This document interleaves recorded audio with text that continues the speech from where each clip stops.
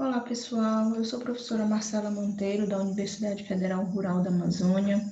E dando continuidade à nossa disciplina de Geologia, ministrada no curso de Biologia, nós vamos falar agora de uma maneira bem simplificada dos tipos de metamorfismo, né? Demos início falando sobre as rochas metamórficas e vamos ver então quais são os tipos de metamorfismo que podem ocorrer.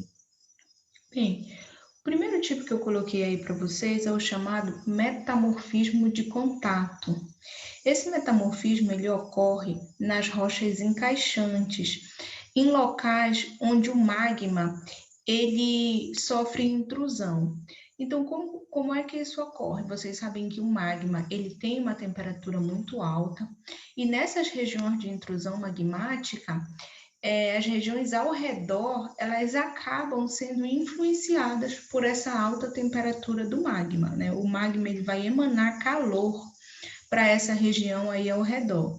E esse calor, ele vai gerar o metamorfismo dessas rochas. Então, por isso que é chamado metamorfismo de contato, né? Porque seria então o metamorfismo daquelas rochas que estão ali em contato com a região de intrusão magmática.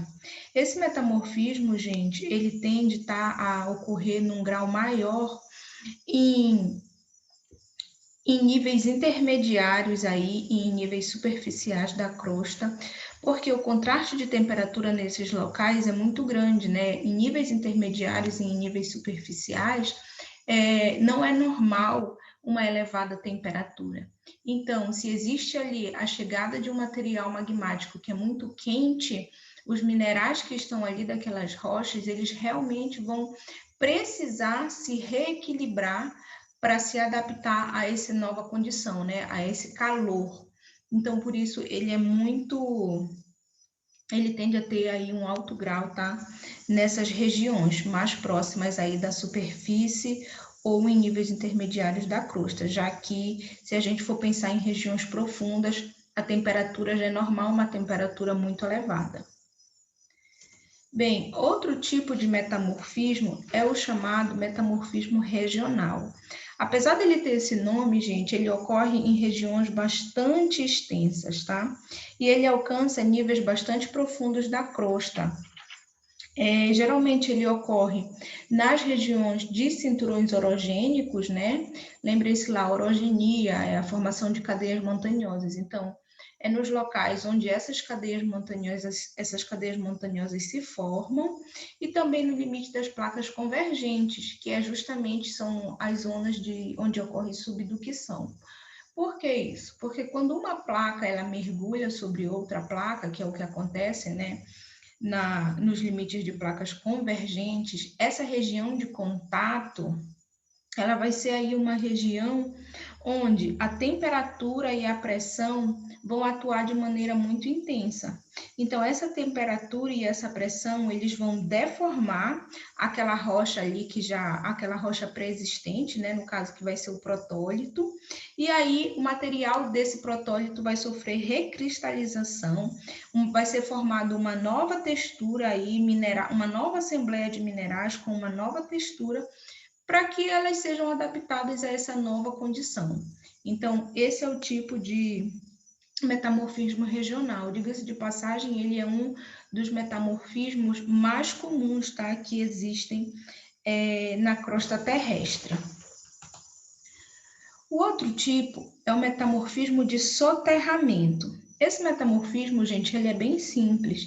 É aquele que ocorre em bacias sedimentares devido à subsidência.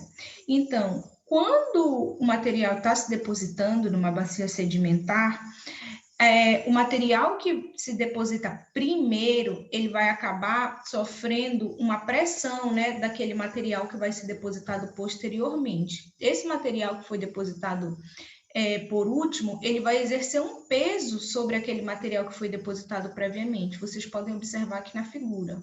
Então, essa parte aqui, que está mais próxima à superfície, vai exercer um peso sobre o material que foi depositado primeiro, e todo esse peso vai acabar gerando aí uma pressão. E essa pressão, ela é responsável pelo metamorfismo. Outra coisa que acontece nesse caso, gente, é que esse peso ele vai acabar soterrando esse material que já foi depositado, e aí esse material ele vai sofrendo subsidência, né? Ele vai afundando na crosta. E a gente sabe que quanto mais profundo na crosta, maior é a temperatura. Então, a temperatura também pode modificar esses minerais a ponto de que eles passem por processo de recristalização, né? Dando origem, então, ao metamorfismo.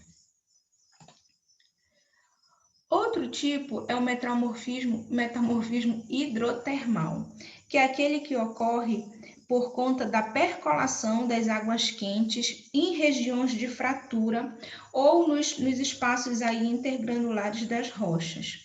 Ele acaba sendo um processo metassomático porque vai existir uma troca iônica entre a rocha, né, o material ali rochoso, e a água quente que é circundante nessas regiões hidrotermais. Então, essa troca iônica entre a rocha e a água quente vai dar origem aí, é por isso que acontece o processo metassomático, né? Os minerais que estavam já ali, eles vão perder a estabilidade, eles vão precisar ser recristalizados para formar uma nova assembleia de minerais. E por fim, gente, existe o metamorfismo de impacto, que é aquele que eu já conversei com vocês, né, que ocorre, por exemplo, quando um meteorito se choca com a Terra. O que que acontece? Durante esse choque, gente, vão ser geradas chamadas ondas de choque, né? Uma pressão muito grande, a temperatura ali também vai aumentar e os minerais que existem, eles vão precisar passar aí por um novo equilíbrio para se adaptarem. Geralmente, quando ocorre metamorfismo de impacto, esse reequilíbrio de minerais ele é muito rápido, né? Porque a energia ali do choque, a pressão desse choque, ela é muito rápida naquele momento do choque. E aí, então, essa pressão ela é suficiente para reequilibrar esses minerais e fazer com que eles sejam recristalizados. Bem, gente, era isso. Eu espero que vocês tenham entendido. Qualquer coisa, entre em contato comigo.